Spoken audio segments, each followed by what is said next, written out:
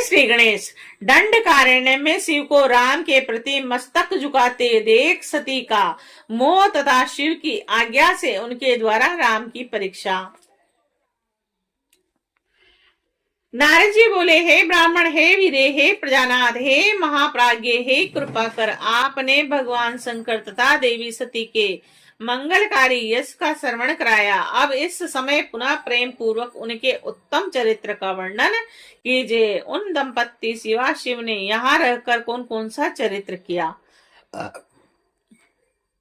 ब्राह्मण विधे प्रजानाथ महाप्राज्ञ कृपा कर, श्रावित शंकर यश सती करैयो शुभम। ब्रह्मा जी बोले, हे मुनि, आप मुझसे सती और शिव के चरित्र का प्रेम पूर्वक श्रवण कीजिए। वह दोनों दंपत्ति वहां अलौकिक गति का आश्रय ले नित्य निरंतर क्रीड़ा करते हैं। हे मुनि, तदंतर महादेवी सती को अपने पति शंकर का वियोग प्राप्त हुआ, ऐसा कुछ श्रेष्ठ बुद्धि वाले विद्वानों का कथन है। परंतु हे मुने, वास्तव में उन दोनों सती और शक्तिमान का परस्पर वियोग कैसे हो सकता है, क्योंकि चिंतन में वह दोनों वाणी और अर्थ के समान एक दूसरे से सदा मिले जुले हैं, और फिर भी समर्थ सती एवं शिव लीला प्रिय होने के कारण लोक व्यवहार का अनुसरण करते हुए जो कुछ भी कहते हैं वह सब समीचीन ही है। दक्ष कन्या सती ने जब देखा कि मेरे पति ने मुझे त्याग दिया है, तब वे अपने पिता दक्ष के यज्ञ में गई और वहां भगवान शंकर का अनादर देखकर उन्होंने अपना शरीर त्याग दिया, और वे ही सती पुनः हिमालय के घर पार्वती के नाम से प्रकट हुई और कठोर तपस्या करके उन्होंने विवाह के द्वारा पुनः भगवान शिव को प्राप्त कर लिया। सूत जी बोले, हे महर्षियों, ब्रह्मा जी की इस बात को सुनकर नारद जी ब्रह्मा जी से शिवा और शिव के महान यश और विषय में इस प्रकार पूछने लगे। नारद जी बोले, हे विष्णु शिष्य, ए महाभाग, ए महाविदे, आप मुझे शिवा शिव के लोक आचार से संबंध रखने वाले उनके चरित्र को विस्तार पूर्वक बताइए। तात भगवान शंकर जी ने प्राणों से भी प्यारी अपनी धर्म पत्नी सती का किस लिए त्याग किया, यह घटना बड़ी विचित्र दान पड़ती है, अतः इसे आप अवश्य कहिए। आपके पुत्र दक्ष प्रजापति ने यज्ञ में भगवान शंकर का अनादर क्यों किया, और वहां अपने पिता के यज्ञ में जाकर सती ने अपने शरीर का त्याग क्यों किया, पुनः इसके बाद क्या हुआ, महेश्वर ने क्या किया, ये सब बातें मुझसे कहिए। ब्रह्मा जी बोले, मेरे पुत्रों में श्रेष्ठ है महाप्राज्ञ और है तात है नारद, आप महर्षियों के साथ बड़े प्रेम से भगवान चंद्रमौली का चरित्र सुनिए। श्री विष्णु जी आदि देवताओं से सेवित पर ब्रह्म परमेश्वर को नमस्कार करके मैं उनके महान अद्भुत चरित्र का वर्णन करता हूँ। भगवान चंद्रमौली का वर्णन।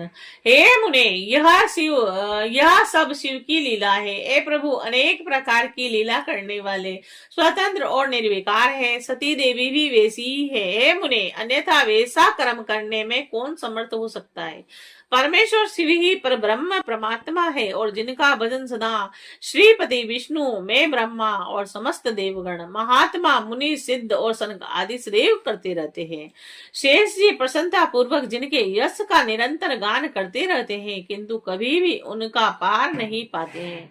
वे ही शंकर सबके प्रभुत्व तथा ईश्वर हैं, और यह सब तत्व ब्रह्म उन्हीं की लीला से हो रहा है, और इसमें किसी का दोष नहीं है, क्योंकि वे सर्वव्यापी ही प्रेरक हैं। एक समय की बात है, तीनों लोकों में विचरण करने वाले लीला विशारद भगवान रुद्र सहित 7 वृषभ पर आरूढ़ हो पृथ्वी पर भ्रमण कर रहे थे, और सागर और आकाश में घूमते घूमते दंडकारण्य में आकर सत्य प्रतिज्ञा वाले वे प्रभु सती को वहां की शोभा दिखाने लगे, और वहां उन्होंने लक्ष्मण सहित श्री राम को देखा, और जो रावण द्वारा बलपूर्वक हरी गई अपनी प्रिया पत्नी सीता की खोज कर रहे थे।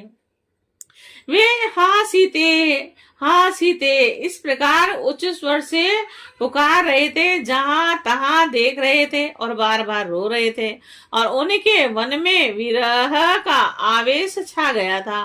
वे उनकी प्राप्ति की इच्छा कर रहे थे और मन में उनकी दशा का विचार कर रहे थे। वृक्ष आदि से उनके विषय में पूछ रहे थे और उनकी बुद्धि नष्ट हो गई थी। वे लज्जा से रहित हो गए थे और शोक से विहल थे। वे सूर्य वंश में उत्पन्न वीर भूपाल दशरथ नंदन वृताग्रज थे। आनंद रहित होने के कारण उनकी क्रांति फीकी पड़ गई थी। उस समय उद्धार चेता पूर्ण काम भगवान शंकर ने लक्ष्मण के साथ वन में घूमते हुए माता कैकेयी के वरों के अधीन उन राम को बड़ी प्रसन्नता के साथ प्रणाम किया और जय जयकार करके वे दूसरी ओर चल दिए। और उन भक्त वत्सल शंकर ने उस वन में श्री राम को पुनः दर्शन नहीं दिया। मोह में डालने वाली भगवान शिव की ऐसी लीला को देखकर सती को बड़ा आश्चर्य हुआ और वह उनकी माया से मोहित हो और उनसे इस प्रकार कहने लगी। सती बोली, हे देव देव, हे पर ब्रह्म, हे सर्वेश्वर, हे परमेश्वर, ब्रह्मा विष्णु आदि सब देवता आपकी ही सदा सेवा करते रहते हैं। आप ही सबके द्वारा प्रणाम करने योग्य हैं और सबको आपका ही सर्वदा सेवन और ध्यान करना चाहिए। वेदांत शास्त्र के द्वारा यत्न पूर्वक जानने योग्य निर्विकार तथा प्रभु आप ही है। हे नाथ, यह दोनों पुरुष कौन है और इनकी आकृति ब्रह व्यथा से व्याकुल दिखाई पड़ रही है।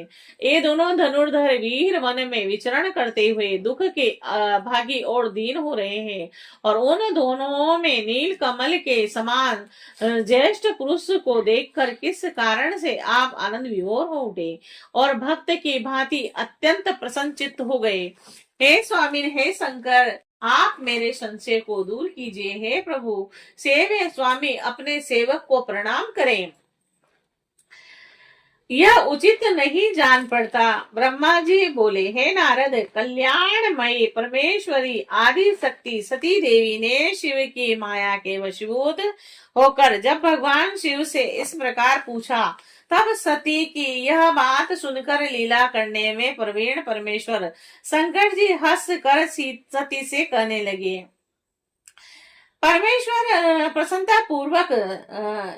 परमेश्वर बोले, हे देवी, हे सती, सुनो, मैं प्रसन्नता पूर्वक सत्य बात कर रहा हूँ। इसमें किसी प्रकार का छल नहीं है। वरदान के प्रभाव से ही मैंने उन्हें आदर पूर्वक प्रणाम किया है। ये देवी, ये दोनों भाई वीरों द्वारा सम्मानित है। इनके नाम राम और लक्ष्मण है। ये सूर्य वंश में उत्पन्न हुए हैं, परम बुद्धिमान है और राजा दशरथ के पुत्र हैं। इनमें जो गौण वर्ण के छोटे भाई हैं वे शेष के अंश हैं, उनका नाम लक्ष्मण है। इनमें श्रेष्ठ भाई का नाम श्री राम है। यह भगवान विष्णु के पूर्ण अंश तथा उपद्रव रहित है और साधु पुरुषों की रक्षा तथा हम लोगों के कल्याण के लिए इस पृथ्वी पर अवतरित हुए हैं। इतना कहकर सृष्टि करने वाले भगवान शंभु चुप हो गए। इस प्रकार शिव का वचन सुनकर भी उनके मन को विश्वास नहीं हुआ, क्योंकि शिव की माया बलवंती है और उन्हीं वही तीनों लोगों को मोहित किए रहती है। सती के मन में मेरी बात पर विश्वास नहीं हुआ है, ऐसा जानकर लीला विशारद सनातन प्रभु शंभु यह वचन कहने लगे। शिव जी बोले, हे देवी, मेरी बात सुनो। यदि तुम्हारे मन को मेरे कथन पर विश्वास नहीं होता है तो तुम वहां जाकर अपनी ही बुद्धि से श्री राम की परीक्षा स्वयं कर लो। हे सती, हे प्रिय, जिस प्रकार तुम्हारा भ्रम दूर हो वैसा ही तुम करो। तुम वहां जाकर परीक्षा करो, तब तक मैं इस वट वृक्ष के नीचे बैठा हूँ। ब्रह्मा जी बोले, हे नारद, भगवान शिव की आज्ञा से ईश्वरी सती वहां जाकर सोचने लगी कि मैं वनचारी राम की कैसे परीक्षा करूं। मैं सीता का रूप धारण करके राम के पास चलूं। यदि राम साक्षात विष्णु है तो सब कुछ जान लेंगे, अन्यथा वह मुझे नहीं पहचानेंगे। इस प्रकार विचार करके मोह में पड़ी हुई वह सती सीता का रूप धारण कर श्री राम के पास उनकी परीक्षा लेने के लिए गई और सती को सीता के रूप में देखकर शिव नाम का जप करते हुए रघुकुल श्रेष्ठ श्री राम सब कुछ जानकर उन्हें प्रणाम करके हंस कर कहने लगे। श्री राम बोले, हे सती, आपको नमस्कार है। आप प्रेम पूर्वक बताइए कि शिव जी कहाँ गए हैं। आप पति के बिना अकेली ही इस वन में क्यों आई हैं? हे सती, आपने अपना रूप त्याग कर किस लिए यह रूप धारण किया है? हे देवी, मुझ पर कृपा करके इसका कारण बताइए। ब्रह्मा जी बोले, राम जी की यह बात सुनकर सती उस समय आश्चर्यचकित हो गई और वह शिव जी की कही हुई बात का स्मरण करके और उसे सत्य समझकर बहुत लज्जित हुई और श्री राम को साक्षात विष्णु जानकर अपना रूप धारण करके मन ही मन शिव के चरणों का चिंतन कर प्रसन्नचित हुई। सती ने उनसे इस प्रकार कहा, हे रघुनंदन, स्वतंत्र परमेश्वर प्रभु शिव मेरे तथा अपने पार्षदों के साथ पृथ्वी पर भ्रमण करते हुए इस वन में आए हुए हैं और यहाँ उन्होंने सीता की खोज में लगे हुए उनके विरह से युक्त और दुखी चित्त वाले आपको लक्ष्मण सहित देखा और वे आपको प्रणाम कर कर चले गए और आपकी वैष्णवी महिमा की प्रशंसा करते हुए अत्यंत आनंद के साथ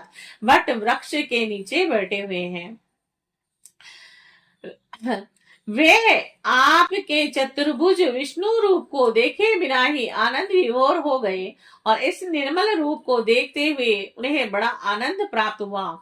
शंभु के वचन को सुनकर मेरे मन में भ्रांति उत्पन्न हो गई, अतः हे राघव, मैंने उनकी आज्ञा लेकर आपकी परीक्षा की है और हे श्री राम, अब मुझे ज्ञात हो गया है कि आप साक्षात विष्णु हैं। मैंने आपकी संपूर्ण प्रभुता देख ली है और अब मेरा संशय दूर हो गया है।